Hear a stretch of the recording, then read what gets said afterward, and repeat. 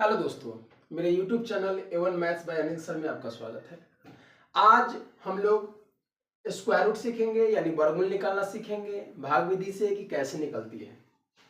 तो सबसे पहले मैं आप लोग को बताना चाहूँगा, जो भाग प्रक्रिया है, जो डिवीजन प्रोसेस है स्क्वायर रूट का, उसमें राइट साइड से आपको पेयर बनाना है यानी जोड़ा लगाना है। जोड़ा लगाने के बाद जो आपके पास फर्स्ट डिजिट जो आता है उसी में आपको सोचना होता है। इसमें कंडीशन क्या है कि यदि आप 2 से लगाते हैं तो आपको मल्टीप्लाई 2 से ही करना है। अगर आप 1 से लगाते हैं तो आपको मल्टीप्लाई 1 से ही करना है। आप 3 से लगाते हैं तो आपको मल्टीप्लाई 3 से करना है। लेकिन लाना कितना है ये यहां से हम लोग को पता चलता है, यानी कि हम लोग को 7 लाना है। और 7 लाने के लिए आप देख पा रहे होंगे कि 7 जो है अकेला है, पेयर में नहीं है, तो इसी अकेले में ही हम लोग सबसे पहले लगाएंगे। कंडीशन है कि आप जितना लिखिएगा उतना ही से आपको लगाना है। 1 लिखेंगे तो 1 से लाएंगे, 2 लिखेंगे तो 2 से लाएंगे और 3 लिखेंगे तो 3 से लाएंगे। 7 आना चाहिए या 7 से कम आना चाहिए। जिस प्रकार हम लोग भाग में सीखते थे उतना ही आना चाहिए या उतना से कम आना चाहिए, उसी प्रकार इसमें भी होता है कि 7 आना चाहिए या 7 से कम आना चाहिए। तो 3 लगाने पर 9 आ जाएगा, जो कि ज्यादा हो जाएगा, तो हम लोग 2 लगाकर काम करेंगे आगे। तो लिखते समय आप ध्यान रखिएगा कि ये जो 2 मैंने लिखा, यह 3 जगह हम लोग को लिखना है। यहां 2 लिखना है, यहां 2 लिखना है, फिर यहां 2 लिखना है, और उसके बाद इसको मल्टीप्लाई करके यहां लिखना है। यानी कि 2 और 2 को मल्टीप्लाई करेंगे तो 4 हो जाएगा। और इस कॉलम की जो आपको नजर आ रही है ये जो लाइन है इसको ऐड करना है और इस लाइन को आपको सब्ट्रैक्ट करना है यानी घटाना है। यानी 2 और 2 जोड़ेंगे तो हम लोग 4 हो जाएगा और 7 में से 4 घटाएंगे तो 3 हो जाएगा। अब 7 का प्रोसेस तो हो चुका है। अब 7 के बाद जो जो भी पेयर लगाया गया है ये पेयर में ही उतारना है हम लोग को। तो 29 है तो 29 हम लोग पेयर में उतार लेंगे। जैसे ही 3 पर हम लोग 29 उतारे तो ये हो गया 329। अब मेरे पास कितना है, मेरे पास 4 है। आपको पता होना चाहिए कि क्या मैंने बताया कि अगर आप 1 रखते हैं तो आपको 1 से ही मल्टीप्लाई करना है। अगर आप 4 पर 2 रखकर डालिए, 2 डालकर चेक कीजिएगा तो 2 डाल के चेक कीजिएगा तो 2 से गुना करना होगा यानी कि 84 हो जाएगा। इसी प्रकार हम लोग चेक करते जाएंगे।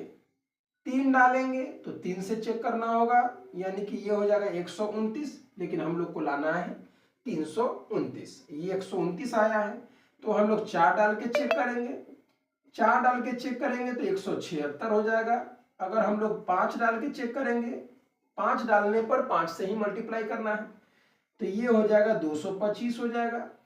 अगर 6 डाल के चेक करेंगे तो ये हो जाएगा 276 हो जाएगा। अगर हम लोग 7 डाल के चेक करते हैं तो ये हो जाएगा 329 हो जाएगा। यानी 7 7 49, 4 7 चौक 28, 4 32 यानी 329 आ चुका है। तो हम लोग 7 टाइम्स यहाँ रखेंगे और 7 यहाँ रखेंगे। 3 जगह आपको लिखनी होगी और इसको मल्टीप्लाई करेंगे तो 7 7 49 और 7 चौक 28, 4 32 यानी कि 329 हो जाएगा। इसको जोड़ेंगे और इसको घटाएंगे। मैं आपको सिखाना क्या चाह रहा हूं ये आप समझने की कोशिश कीजिए। क्या हर बार ऐसे चेक करना होगा? 1 डालकर, 2 डालकर, 3 डालकर, 4 डालकर, 5 डालकर, 6 डालकर, 7 डालकर, 8 डालकर, 9 डालकर, क्या हर बार हम लोग चेक करेंगे? तो नहीं, ऐसी बात नहीं है। हम लोग हर बार चेक नहीं करेंगे। हम लोग, जैसे मैंने आपको कल सिखाया था, झांपने वाली जो प्रक्रिया मैंने बताई थी, छायांकित करने वाली जो प्रक्रिया बताई थी, वही प्रक्रिया हम लोग यहां भी अप्लाई करके इसको हम शॉर्टकट में बना सकते हैं। हर बार चेक करने की जरूरत नहीं है कि 1 डाल के चेक करेंगे, 2 डाल के चेक करेंगे और 3 डाल के चेक करेंगे, क्योंकि बहुत भारी भारी भी वर्गमूल आएंगे। तो हम लोग कैसे बनाएंगे? तो हम लोग अंदाज से पता करेंगे कि कितना आएगा तो यहां हो सकता है। जैसे आप यहां से भी पता कर पाते, जैसे मान लीजिए कि इससे पहले यहां 4 लिखा हुआ था, तो 4 लिखा हुआ था तो हम लोग जान सकते हैं कि कितना डलाएगा। कैसे, हम बताते हैं आपको, आप समझने की कोशिश कीजिए। यहाँ जो एक अंक आने वाली है वो एक अंक इसमें गायब किए, तो कंडीशन ही ध्यान रखिएगा, कल भी मैंने बताया था कि अगर इसमें एक अंक गायब करना है तो इसमें भी एक अंक गायब करना है। इससे आपको अंदाजा पता चल जाएगा कि कितने टाइम्स में यह आ सकता है।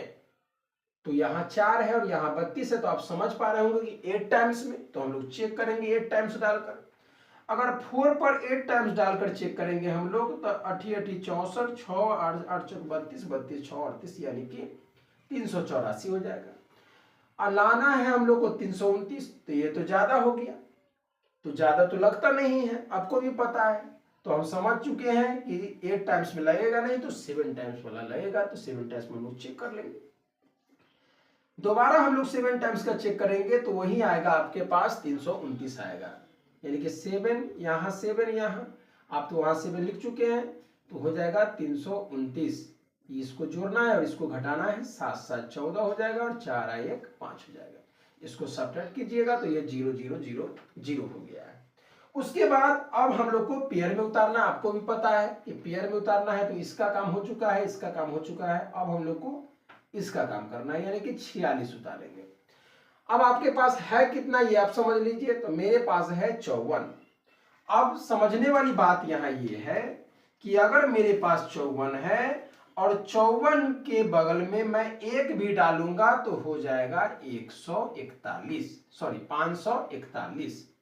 अगर मैं 54 के बगल में अगर एक डालकर बनाऊंगा तो हो जाएगा 541, लेकिन मेरे पास है 46, तो बनेगा कैसे?